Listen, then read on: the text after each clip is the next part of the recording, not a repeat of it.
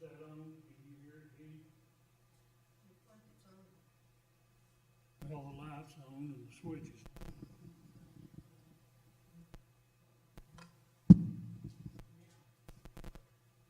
Maybe that's better. Is that better? I think it's going in and out, so I think it's good. I will speak up. Try to, if you would, mark your books to 493. And we'll use that for closing after our lesson this evening.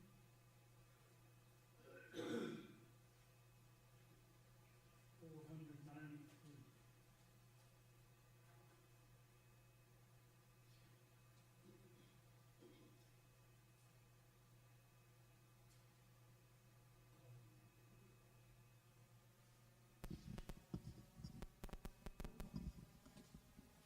Is that a different microphone than you've been using?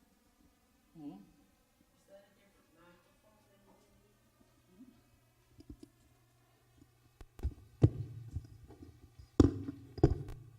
Maybe that's. If you would, turn over to 548. 548.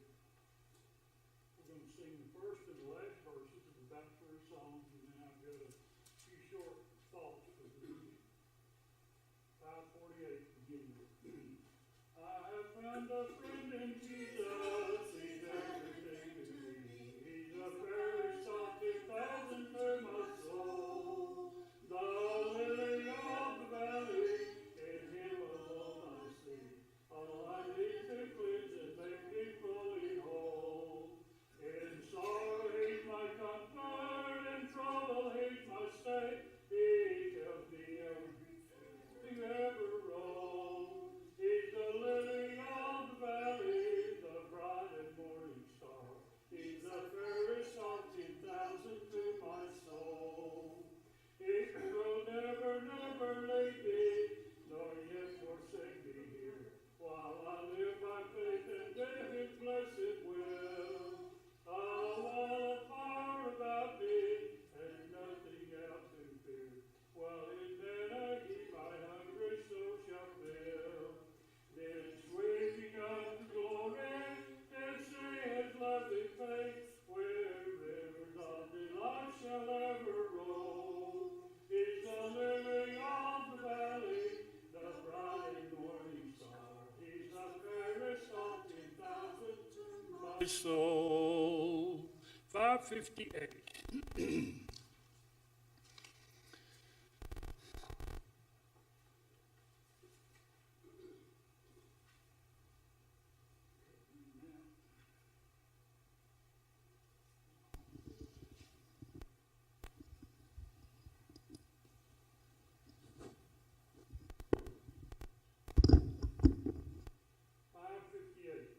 First and last. There stands a rock of shores of high.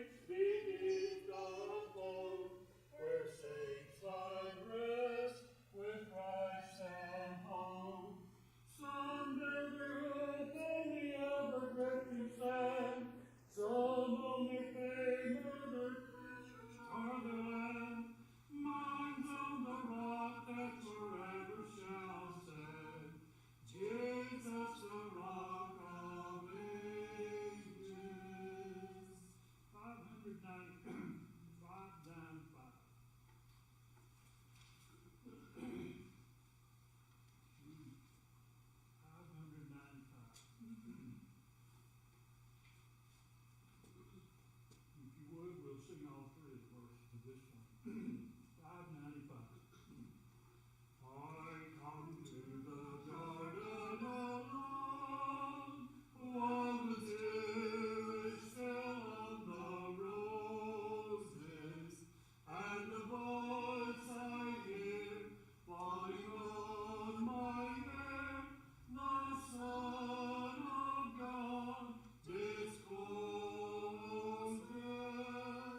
and He walks with me, and He talks with me, and He tells me I am His own, and the joy we share as we tarry there, none other has ever known.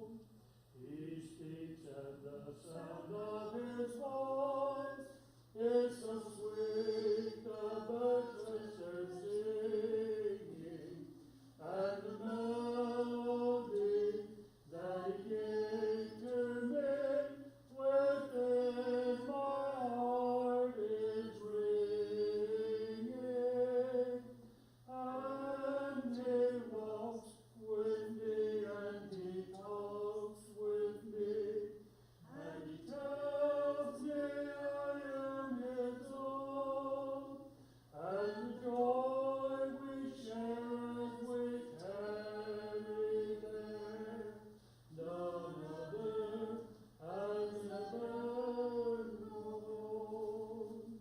I'd stay in the garden with Him, though the night around me be falling, but He bids me go through the voice of woe. His voice to me is calling, and He walks with me, and He talks with me, and He tells me I am His own, and the joy we share as we tarry there, none other has ever known. 6:15, we'll sing one more. 615. 1 and 3. There's within my heart a melody, Jesus whispers sweet and low. Fear not, I am with thee, peace be still, in all of life and flow. Jesus, Jesus, Jesus, sweet is His name I know, fills my every longing, keeps me singing as I go. Soon He's coming back to welcome me, far beyond the starry sky. I shall wing my flight to worlds unknown, I shall live with Him on high. Jesus, Jesus, Jesus, sweet His name I know, fills my every longing, keeps me singing as I go. We're going to be in 2 Kings, if you'd like to turn there, chapter 5.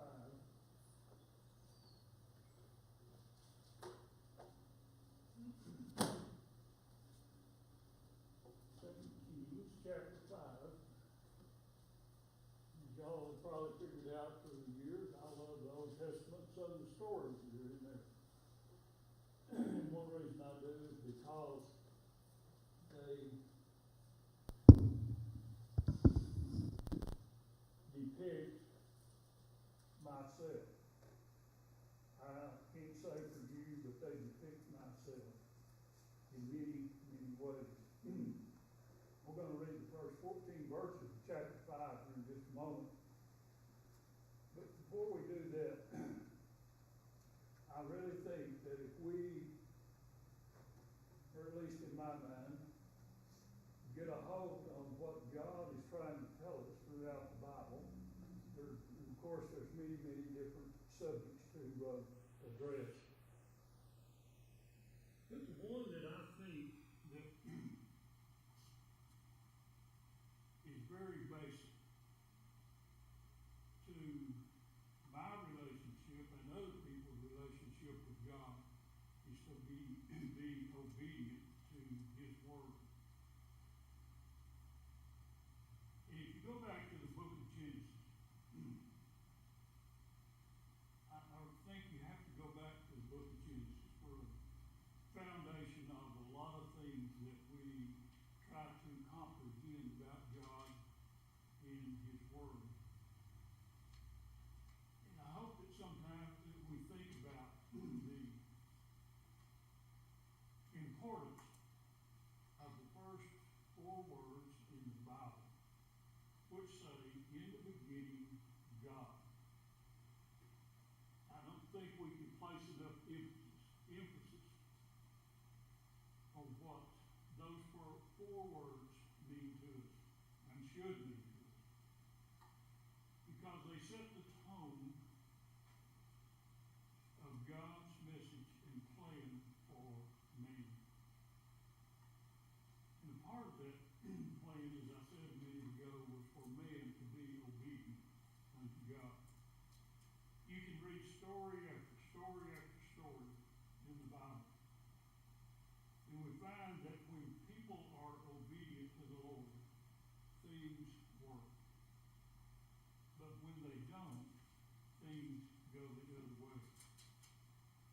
When we deter from the instructions that God leaves with us, no matter how simple or maybe even complex those words are, they were put there for a reason.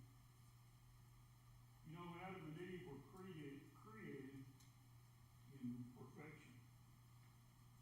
There was no flaws, no blemishes, nothing.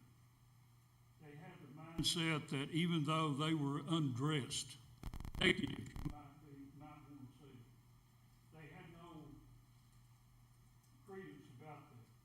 It didn't bother them. But when Adam and Eve give way to the temptation of Satan, then everything changed. And it has been changed since that particular time. If you really read about Adam and Eve and their quote-unquote confrontation with God in the garden, we find that God comes to them and then He says to them, why, and I'm going to paraphrase some stuff, why did you not obey? Or why did you disobey what I told you to do? If you had not done this, then I probably would not have even been here. Not only in this instance, but throughout the Bible, we see where that time after time people made decisions based upon their own thoughts, their own feelings. In each scenario, we find out the same results. God's way had positive results, but man's way becomes a negative. And so the spiritual and physical blessings that God had for mankind are distorted. And such was this man that we're going to read about in 2 Kings here in just a moment. This man's name was Naaman.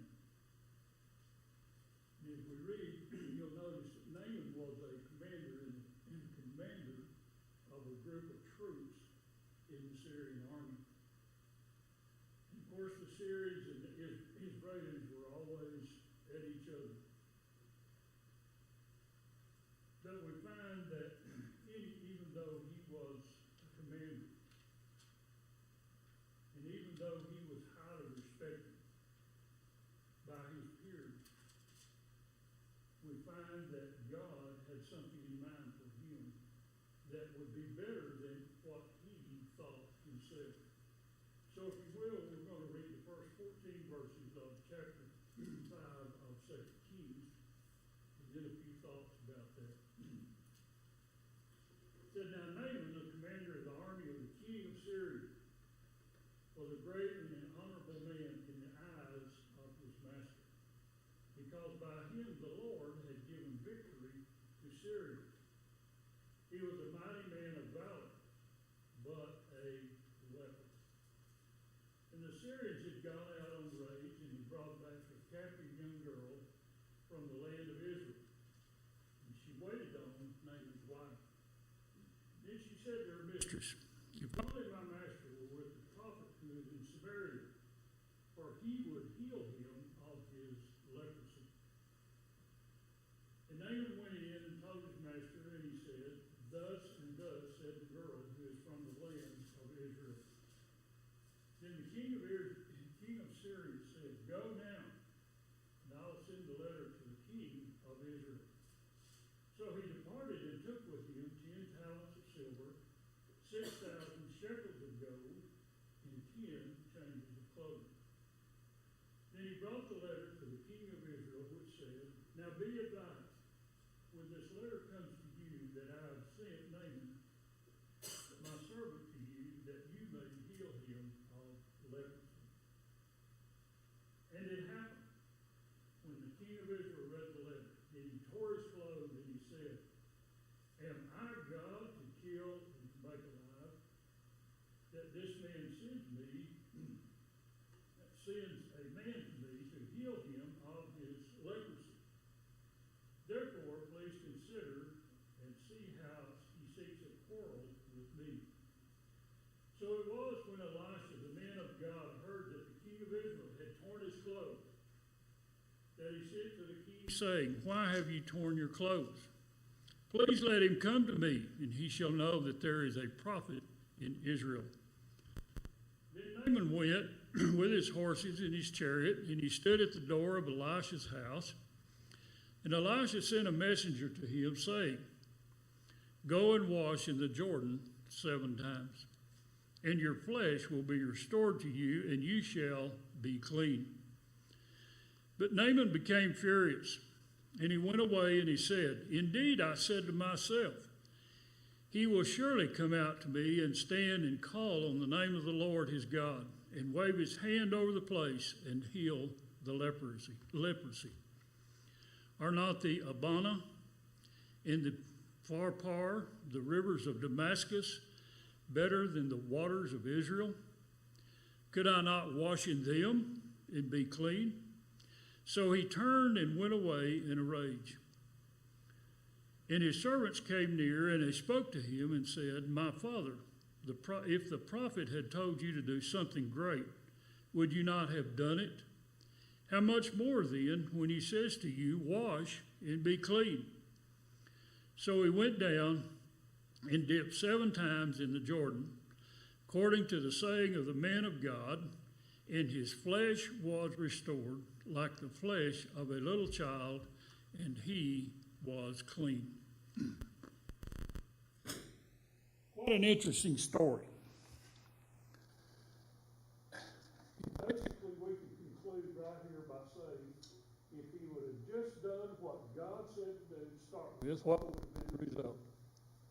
He would have been clean. Without all the hoopla and all of the doubt and all of the questioning and all of that, he would have been clean. But Naaman was just like you and I. He thought he had what? He thought he had a better idea, a better way to be clean than doing what God, through the prophet Elisha, told him to do. Not only in this instance, but throughout the Bible, we see time after time after time, man deciding that his way is better than God. God's way has positive results, but man's way separates us from God, just like it did Adam and Eve in the Garden of Eden. And it separates from the physical and spiritual blessings that God has for mankind. So such was this man Naaman. As we said, he was the commander-in-chief of the Syrian army. He had had great results in defeating his enemies, in this particular case, the Israelite people. apparently had won many battles and all of that.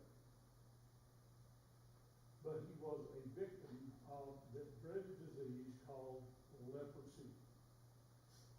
And we won't talk about leprosy in particular here tonight, because we all know throughout the Bible, leprosy is mentioned on many, many different occasions.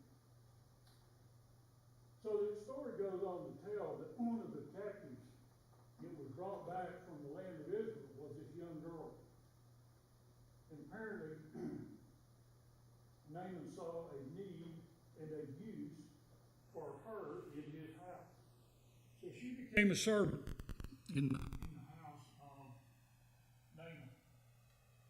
This young girl, and you know, we talked about it a few Sundays ago in class, how that God uses people that are not, quote unquote, famous to carry out what he needs and wants to be done.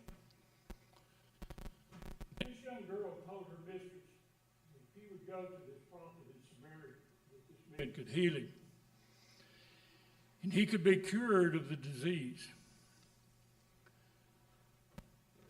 But we need to know that this man, instead of going straight to the prophet, he goes to the king of Israel, and he infuriates the king of Israel.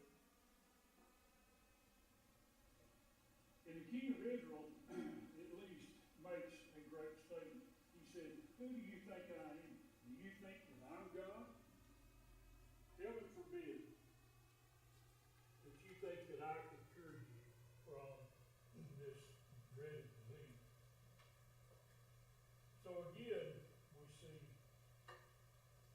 people trying to do things in their manner of doing rather than in God's way. So many people think that God can be. You'll note also, I forgot this, and I beg your pardon, but he brought a great number of physical gifts to the king of Israel. And so many people think that God can be bought with physical things. Their minds see only the temporal rather than the spiritual or the eternal. And so upon hearing of the king's rage, this man Elisha the prophet sent a message to have Naaman come to him, talk to him. And so he does. He goes to the king of Israel. And again, this is getting repetitious, I guess, but again, Naaman thinks that he has a better idea than God's idea. And so when he heard about, he did go to Elisha. Thank goodness. And Elisha tells him, he said, "Have you come over here to me, so that you will see that I am a prophet. I am a messenger of God." So Naaman goes, and this messenger has told Naaman to go wash 7 times in the Jordan River so that he might be cured. Wouldn't you like to kind of been a fly on the wall and seen the reaction of this man Naaman? I would say that he was probably outraged. He was probably insulted. He was probably wondering, what in the world is this got into this man? Did I go wash in this river that is not near to the quality of the 2 that I mentioned? So it brings to mind a question that even I offer to God. His leprosy was cured, and the Bible tells us that he looked like a young boy. Now, I need that. I have on a long sleeve shirt tonight. We were eating lunch the other day, and Vinny said, "Just look at your right arm. It's more scar than it is good skin." Well, that's true. So I need to go dip in the Jordan River, I guess. But anyway, when Naaman obeyed the word of the Lord, he was cured. And as I said, it looked like he was a young boy. His flesh was restored, and I'm sure that his countenance was totally different than what we had seen, what had been seen before. Brings to mind some things I think that we need to talk about for just a moment so that we remember this account of this man named Naaman. First of all, we need to understand that God is God. I am not God. You're not God. No human being is God. God stands alone. There is none like him. Secondly, God's commands and his statutes are for the good of mankind. Man's failure to adhere, or at least try to adhere to these things, even though we fail at times, they separate us from the good life that God desires for human beings while we are here on this world. We need to understand that man's is far and above anything that God created. Again, we go back to the book of Genesis. And we read in there that it says God created man in whose image? His image. There's a lot of credence to that particular statement. You know, we are above any life that's ever was on this earth. You know, there's people in the world that think that the primate form of animals were what we were before we are humans. But I would dare argue with that, because God created man, as he said, in his own image, above and beyond anything that was ever created in this world. And we also need to understand this thing, that everything in this world, one of these days, will be destroyed, except for one thing, and that being the soul of mankind. That soul that is within us today, that soul that is eternal, and that soul that will live forever. We need to understand that. And there's so many people in the world, for whatever reason, think that when they die, they're just gone. But that is not true. The third thing we need to understand, God's ways are not my ways. Brought out in the Bible over and over and over again. God has a better way than I'll ever be able to comprehend. God's judgment is always right. Mine is not. Naaman believed that his choice of rivers to be cleansed in was better than God's choice. But God had a better river. And God has a better river for you and I. Number 4, it is imperative that we be obedient to God. You go back and you go and read throughout the Bible, Old Testament, New Testament, wherever. You will read about all these Bible characters, such as Adam and Eve and Paul and Peter, David, Naaman. They all eventually realized the truth that God had a better way for them. Because of their decisions to obey God, what happened to their lives? It became much, much better than what it was previously. God's way always works for the best. And lastly, the last thing I want to mention, we need to become like Naaman and find ourselves when we do, we find ourselves being cleansed like him. Don't you know that Naaman's mind was just beyond belief, beyond comprehension of what had happened to him? How that his body, his physical body, was changed. And I'm sure that, at least in my mind, I think that his mind was changed about his observations and his thoughts about God. And you know, we can be just like Naaman if we're obedient to God. We don't have leprosy. I don't see leprosy in here this evening.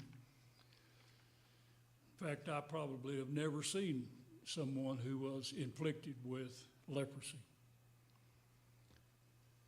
But we have that within our hearts and our minds and our souls until we become obedient to God. But as Naaman was, he was cleansed from those things. And so the message is, you know, it's the same from Genesis all the way through the end of the Bible. God wants us to do what? Obey him. Because, as I've said too many times probably, God's ways are better than my ways. And the way that God has it for me and for you and for anyone else in the world is better than our human minds can conceive. So I hope you keep those kind of things and those thoughts in your minds. How wonderful it is to be obedient to God. Does that mean if we say, yeah, we're going to obey God and what have you, that we're always going to please him? No, we don't. Because we as humans fail to do that on many occasions. But because of the grace that was shown to us through his son, Jesus, those things can be deterred. Those things can be done away with. And complete forgiveness is a wonderful thing, just like Naaman's complete washing and healing of this dread disease was for him. As I was looking for something to close with this evening, usually we sing what was called an invitation hymn. But I came across this a while ago, and I thought, how appropriate. Title of the song, It Is No Secret. And certainly it is no secret what God can do. Our imaginations cannot imagine what God can do. I think we have to go back to some of the basics that we are taught from day one. How that God provided a way for us to overcome the sin within our lives. There's never been anything like that before, and there will never be anything like that after. How that God can cure the sin that is within mankind. And as the song title says, it's no secret what God can do. If you would stand with me and we'll sing the song, and then that will be our dismissal. The chimes of time ring out the news, another day is through. Someone slipped and fell. Was that someone you? You may have longed for added strength, your courage to renew. Do not be disheartened, for I bring hope to you. It is no secret what God can do. What he's done for others, he'll do for you. With arms wide open, he'll pardon you. It is no secret what God can do. There is no night, for in his light you'll never walk alone. Always feel at home wherever you may roam. There is no power can conquer you while God is on your side. Just take him at his promise. Don't run away and hide. It is no secret what God can do. What he's done for others, he'll do for you. With arms wide open, he'll pardon you. It is no secret what God can do. We're dismissed.